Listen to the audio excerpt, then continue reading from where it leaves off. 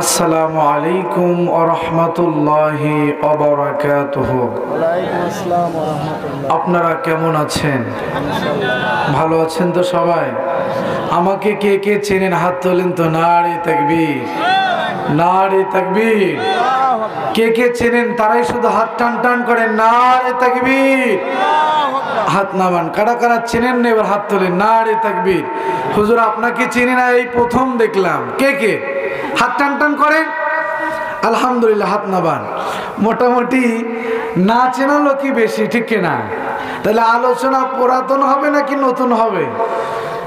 কথার আওয়াজ নাই। আলোচনা পুরাতন নাকি নতুন? আর একটু জোরে আলোচনা কি শুরু করা যাবে?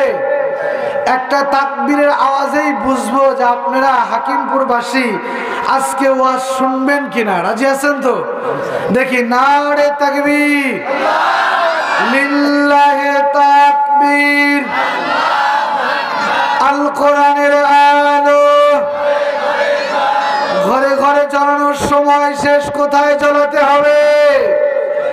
আরো জোরে কোথায়?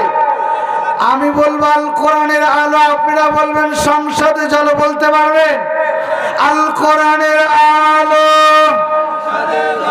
সংসদে জ্বালো, আল হাদিসের আলো দুর্নীতির আলো। দুর্নীতির আলো কোথায় জ্বালো? এমনিতেই অনেক বছর জ্বালাইছেন ভাই, আর আমাদের ডিস্টার্ব করেন। আল্লাহ আমাদেরকে হেফাজত করুক, আমিন বলেন। খারাপ লাগতেছে আপনাদের? ওয়াজ শুরু করবো দাদা। ইন্নাল হামদালিল্লাহি লাকুরমিল্লাযী খালাকাল ইনসানা ওয়া কাররামা ওয়া আল্লামাহু মিনাল বায়ানি মা লাম ইয়ালাম ফাসুবহানাল্লাযী লা ইহসা ইমতিনালুহু باللسان ولا بالقلم نشهد أن لا إله إلا الله وحده لا شريك له ونشهد أن وسيدنا وسندنا وحبيبنا ومولانا محمدا عبده ورسوله الذي أرسله بالحق بشيرا ونذيرا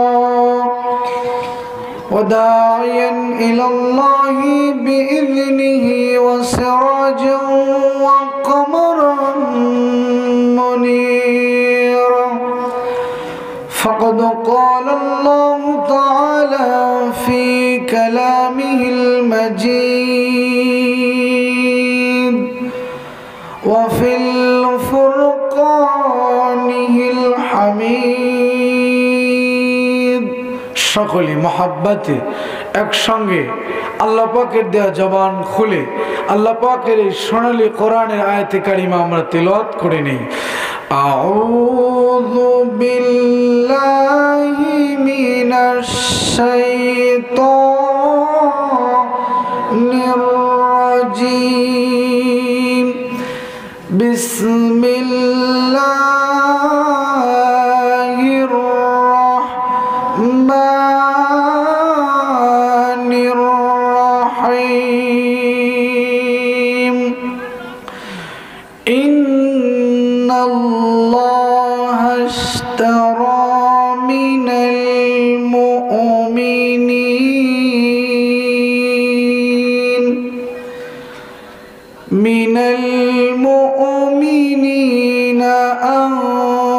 أنفسهم وأموالهم بأن لهم الجنة. وقال رسول الله صلى الله عليه وسلم الطهور شطر الإيمان إن الله وملائكته يصلون على النبي ইয়া আইয়ুহাল্লাযীনা আমানু সাল্লু আলাইহি ওয়া সাল্লিমু তাসলিমা। মুহাব্বতে আল্লাহুম্মা। কারো জবান যেন বন্ধ না থাকে, সকলের জবান থেকে আওয়াজ আসতে হবে।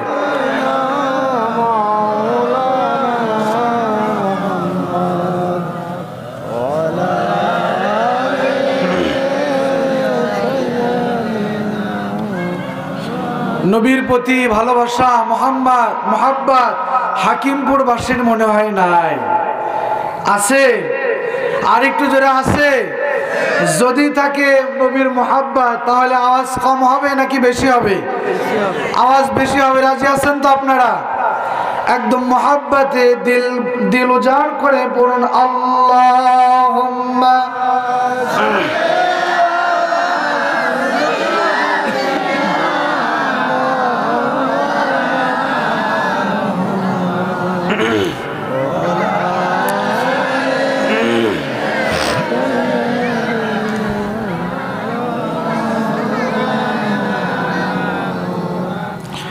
ইমানের পথে অবিচল থেকে আমার মরণ যেন হয়। ঠিক কিনা? ইমান নিয়ে কে কে মরতেছেন হাত তোলেন তো। নারে তাকবীর, নারে তাকবীর। সকলে ইমান নিয়ে মরতে চান? আল্লাহ কবুল করুন। তাহলে বলতে পারবেন আমার সাথে সকলে কণ্ঠ ছেড়ে দিয়ে, ইমানের পথে অবিচল থেকে আমার মরণ যেন হয়। তোমারই কাছে মিনতি আমার, তোমারই কাছে মিনতি আমার, মহামহিম দয়াময়। ইমানের পথে অবিচল থেকে আমার মরণ যেন হয়। আল্লাহুম্মা সাল্লি আলা সাইয়্যিদিনা মুহাম্মদ ওয়া আলা আলি সাইয়্যিদিনা। না ওই ভাইদের সাথে দেখা একটু মোহাব্বতে জিকির করুন লা ইলাহা ইল্লাল্লাহ। আরো জোরে লা ইলাহা ইল্লাল্লাহ। রিকশা চলে না চালক ছাড়া। ঠিক না? রিকশা এমনি চলে? আপনার এলাকায় ভ্যান গাড়ি কি একাই চলে? মানে সুইচ চাপ দিলে রিকশা এমনিতেই চলে, নাকি একজন ড্রাইভার প্রয়োজন হয়? ড্রাইভার লাগে? তাহলে বলুন, রিকশা চলে না চালক ছাড়া, নৌকা চলে না মাঝি ছাড়া, দুনিয়া চলে না আল্লাহ ছাড়া, মুমিন চলে না জিকির ছাড়া। লা ইলাহা। এই আওয়াজে হাকিমপুর বাসীর আওয়াজ নয়, জোরে লা।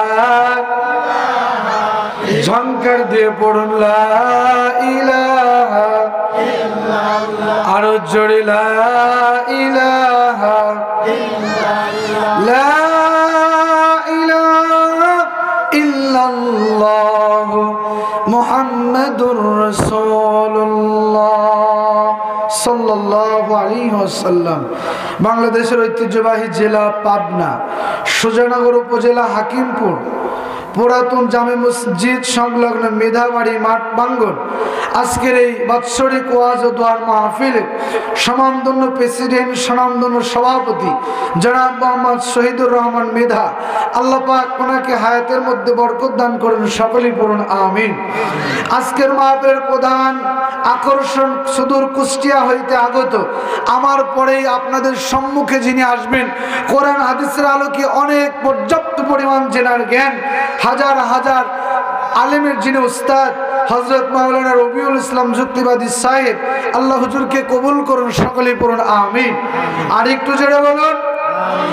আমার পূর্বে আলোচনা করে ধন্য করেছেন হযরত মাওলানা আশিকুর রহমান আশিকি, আল্লাহ পাক ভাইজানকে কবুল করুন, সকলেই পড়ুন আমিন। আরো আলোচনা করেছেন হযরত মাওলানা মিজানুর রহমান সাহেব, ভাইজানকে আল্লাহ কবুল করুন, সকলেই পড়ুন আমিন। আজকের মাহফিলের সার্বিক সহযোগিতায় আমার শ্রদ্ধেয় মামা জনাব মোহাম্মদ শামসুর রহমান বাবু সাহেব ও সুবর্ণা গুরু, চেনেন আপনারা? সুবর্ণা গুরুকে কে কে চেনেন? হাত তোলেন তো। সুবর্ণা গুরুকে আপনারা চেনেন? হয়তো অনেকেই চেনেন, অনেকেই চেনেন না। আল্লাহ সকলকে কবুল করুন, আমিন বলেন। আর একটু জোরে বলেন। আজকের মাহফিলের পরিচালনায় হাফিজ মোহাম্মদ সাইফুল ইসলাম, এই মসজিদের ইমাম সাহেব, আল্লাহ ভাইজানকে কবুল করুন, সকলে পড়ুন আমিন। আলোচনার শুরুতেই আনুষ্ঠানিকতার মাধ্যম দিয়ে আমার পক্ষ থেকে আপনাদের কাছে হৃদয় নিরানো সালাম এবং অভিনন্দন জানাচ্ছি। আসসালামু আলাইকুম ওয়া রাহমাতুল্লাহি ওয়া বারাকাতুহু। এই মুহূর্তে জানতে চাচ্ছি আপনারা কেমন আছেন? ভালো রাখার মালিক কে? অসুস্থ রাখার মালিক কে? আল্লাহ কয়জন? আমাদের নবী কয়জন? এ কোরআন কয়টা? আর একটু জোরে বলুন। আমাদের ঈমান 1 নাম্বার নাকি 2 নাম্বার? 1 নাম্বার। ঈমানদারের আওয়াজ কম না বেশি? আরো জোরে, কম না বেশি? না।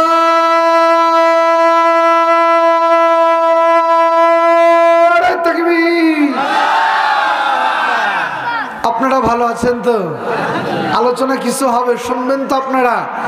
আমার প্রত্যেকটা দিন একাধারে মাহফিল চলছে, তো প্রত্যেকটা মাহফিল আলোচনার শুরুতে আমার একটা ভূমিকা।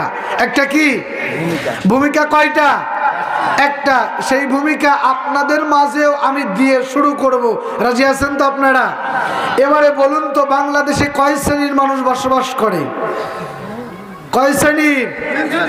এক হলো পুরুষ, এক কি নারী, অর্থাৎ না সরি 1 নম্বর পুরুষ মানে বেটা সওয়াল, পুরুষ ছেলে।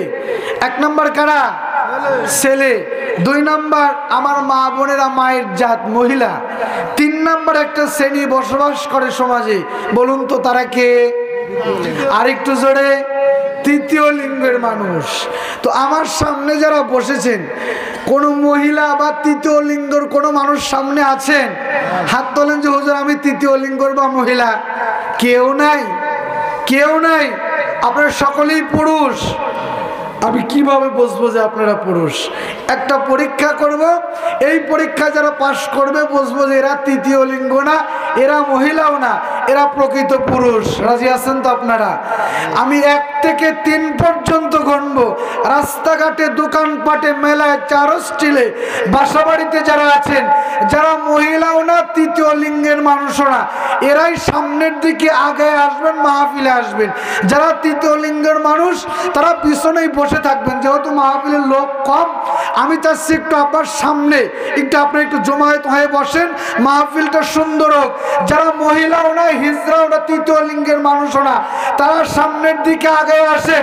আর যারা তৃতীয় লিঙ্গের মানুষ, মহিলা মার্কা মানুষ, ওরা পিছনেই বসে থাকেন। আপনাদের আগে আসতে হবে না। আমি গণনা শুরু করে দিচ্ছি, দেখেন কে ওঠে না, কে সামনে আসে না। নাম্বার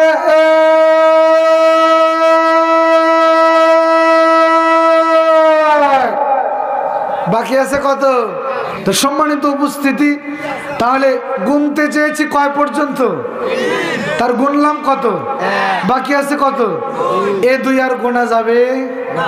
কারণ এই মুহূর্তে যারা বাড়িতে শুনছে, ওরা স্ত্রীকে বলছে, স্ত্রী আমি তো আর তৃতীয় লিঙ্গও না, আমি তো মহিলাও না, আমি তো পুরুষে, হুজুরে কি কয় আমি মাহফিলে যাই। সুবহানাল্লাহ খান।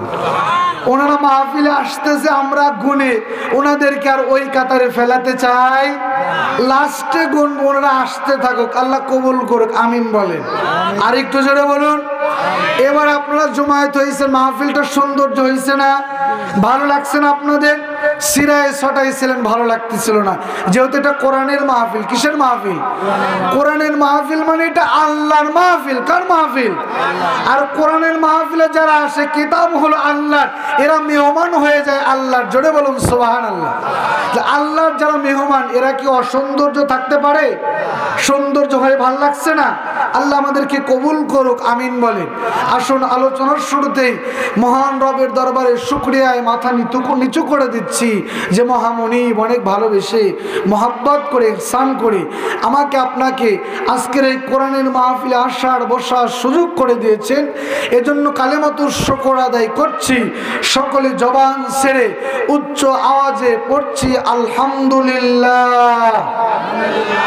আর একটু জোরে বলুন না আলহামদুলিল্লাহ। শুকরিয়া আদায় করলাম কার? কোন নেতা না, আমাদের স্রষ্টা। স্রষ্টা আমাদের কে? আল্লাহকে কখনো দেখেছেন আপনারা? কে কে দেখবেন হাত তোলেন তো, নারে তাকবীর। আল্লাহকে আপনারা দেখবেন, হাত নামান। সকলে পড়ি নাউজুবিল্লাহ। চামড়া চক্ষু দিয়ে আল্লাহকে দেখা যায়, সৃষ্টি হয়ে স্রষ্টাকে দেখা যায়। কিন্তু আমার আলোচনা যদি আপনারা খেয়াল করেন, আমি আল্লাহকে পাওয়ার, আল্লাহকে দেখানোর একটা রাস্তা বাতায় দিয়ে দেব, যে রাস্তায় চললে, যে রাস্তা অনুসরণ করলে আল্লাহকে পাওয়া যায়। জোরে বলুন না সুবহানাল্লাহ। শুনবেন তো ইনশাআল্লাহ। আসুন, সংক্ষেপে দরুদ পড়ছে রাসূলের উপরে, যে রাসূলকে বলা হয় সাইয়্যিদুস সাকালাইন, ইমামুল মুরসালিন, নবীদের নবী, সকল নবীর ইমাম, দো জাহানের বাদশা, যিনি দুনিয়ারও বাদশা, আখিরাতেরও বাদশা। সুবহানাল্লাহ পড়বেন না? সেই নবীর উপরে সকলেই পড়ছি সাল্লাল্লাহু আলাইহি ওয়াসাল্লাম। সম্মানিত উপস্থিতি, আজকের এই মাহফিল আসতে পেরে, বসতে পেরে আপনারা খুশি না বেজার? আর একটু জোরে বলুন। সকলেই খুশি? আসুন, আজকের এই মাহফিলে আপনারা এসেছেন, 2-3 ঘন্টা কোরআনের তাফসীর শুনবেন, আলোচনা শুনবেন। এই আলোচনা শোনার পরে আপনারা আল্লাহর ওলি হয়ে বাড়িতে যেতে পারবেন, এ বিশ্বাস আপনাদের আছে তো? আল্লাহ যে আমাদেরকে মাফ করতে পারে, এ বিশ্বাস আপনাদের আছে? আল্লাহ যে ক্ষমাশীল, এ বিশ্বাস আছে আপনাদের? সকলেরই আছে। তাহলে চমৎকার একটি হাদিস আপনাদের বলেই আমার মূল আলোচনা শুরু করবে ইনশাআল্লাহ। রাসূল করিম সাল্লাল্লাহু আলাইহি সাল্লাম যুদ্ধে যাবেন, তো সাহাবাদেরকে নিয়ে বের হলেন। তো নবীদের যুগে এমন একটা যুগ ছিল, যেই যুগে বন্দুক ছিল না, ঠিক কিনা? এখন তো তরবারি বন্দুক আছে না নাই? এই যে চাপায়ে গত 22 তারিখে ডক্টর মিজানুর রহমান আজহারের একটা মাহফিল হয়েছে, যুবকেরা দেখছে। তো এই মিজানুর রহমান আজহারের মাহফিল একটা ছেলে ধরা পড়ছে অনেক চাকু, এরপর বন্দুক নিয়ে পর্যাপ্ত পরিমাণ কিছু জিনিসপত্র নিয়ে ধরা পড়ছে। কিন্তু এইগুলা নবীদের জামানায় ছিল কি? ছিল তীর বল্লম, এইগুলা ছিল। তো রাসূল করিম সাল্লাল্লাহু আলাইহি সাল্লাম তিনি সাহাবাদেরকে নিয়ে যুদ্ধে যাচ্ছেন। তো যুদ্ধে যাওয়ার পর ইতিমধ্যে জোহরের নামাজের সময় হয়েছে। কোন নামাজ? জোরে বলুন, কোন নামাজ? জোহরের নামাজ। তো নবী আমার বললেন, সাহাবারা তোমরা একটা তাঁবু করো। এই যে দেখেন, এই জায়গায় কি নিচে বালি, এই যে বালি রাখছে, একটা তাঁবুর মতো সিস্টেম করে বালুটা ঢেকে রাখছে। তো আমার নবী সাহাবীদেরকে বলে, সাহাবারা আমি একটু রেস্ট নেব, বিশ্রাম নেব, জোহরের নামাজ পড়বো, তো তোমরা একটা তাঁবু তৈরি করো। সুবহানাল্লাহ পড়বেন না? তো আল্লাহর নবীর অনুমতিতে সাহাবীরা তাঁবু গাড়লেন। তাঁবু গাড়ার পরে কথা কি আপনারা বুঝতেছেন আমার? তো তাঁবু গাড়ার পরে নবী হযরতে বেলালকে বললেন, বেলাল জোহরের নামাজের সময় হয়েছে, যাও তোমরা উঁচু টিলার উপরে দাঁড়িয়ে তুমি জোহরের নামাজের আজান দাও। সুবহানাল্লাহ পড়ে কি দাও? আর একটু জোরে আজান দাও। তো বেলাল দাঁড়িয়ে আজান দিচ্ছে, আল্লাহু আকবার, আল্লাহু আকবার। আল্লাহু আকবার বলবেন না? আজান দিচ্ছে। তো যখন আল্লাহু আকবারের ধ্বনি দিয়েছে, তো বেলাল যেখানে